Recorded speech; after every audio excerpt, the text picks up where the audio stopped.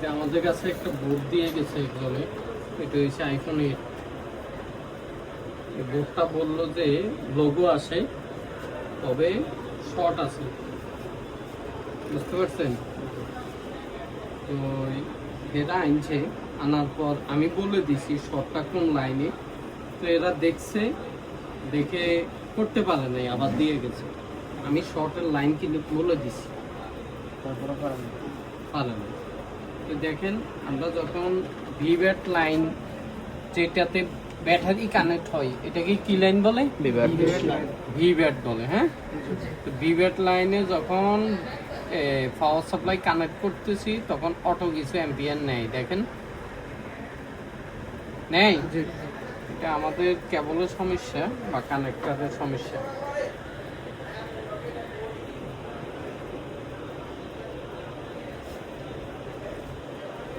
এই যে অটো কিছু অ্যাম্পিয়ার নিয়ে নিচ্ছে। তো এটাকে একটা শর্ট বলে। এই শর্টের নাম হচ্ছে লিকেজ শর্ট। কি শর্ট? Leakage short.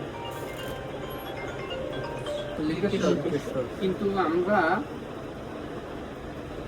এরকম শর্ট দেখছি ভিভ্যাট লাইনে সামান্য লিকেজ শর্ট দেখা, কিন্তু বিপিএস লাইনে ফুল শর্ট আছে, এরকম দেখছি না? হ্যাঁ, কিন্তু এটা বিপিএস লাইনে ফুল শর্ট কেন বলতে পারতেছি না? যেহেতু লোগো আসে বলছে। তার মানে আমাদের বিপিএস লাইনে হয়তো এতটুক শর্ট দেখাবে, হয়তো কি দেখাবে, এতটুক শর্টেই দেখাবে, যদি আমাদের বিপিএস লাইনে শর্ট থাকে। এখন আমাদের দুইটা লাইনে শর্ট ক্রস করতে হবে। একটা হচ্ছে ভিভ্যাট লাইন, একটা হচ্ছে আরেকটা হচ্ছে বিপিএস লাইন, আরেকটা কি লাইন? BPS line.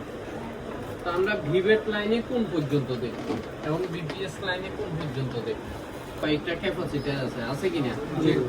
আর এই বোর্ডে কোথাও গেছেন, কোথাও যায়নি। এবার নেক্সট পার্টে দেখুন, দুইটা পার্ট না বোর্ডের? নেক্সট পার্টে দেখেন, এইখানে এই দুইটা আইসিতে আইসি। এখন যদি আমাদের ভিভ্যাট লাইনে শর্ট থাকে, তাহলে এইখানে যে ক্যাপাসিটার গুলো আছে, এই ক্যাপাসিটার এবং এই আইসিতে দেখতে হবে, বুঝতে পারছেন?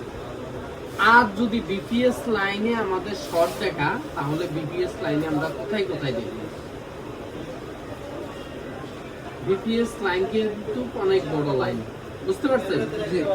এই যে যত জায়গায় রেট হয়েছে না, এই প্রত্যেক জায়গায় দেখতে হবে কোথাও আমাদের ক্যাপাসিটার বা আইসি শর্ট আছে কিনা, বুঝতে পারছেন? দোনো ফাড়ে বিপিএস লাইন আছে।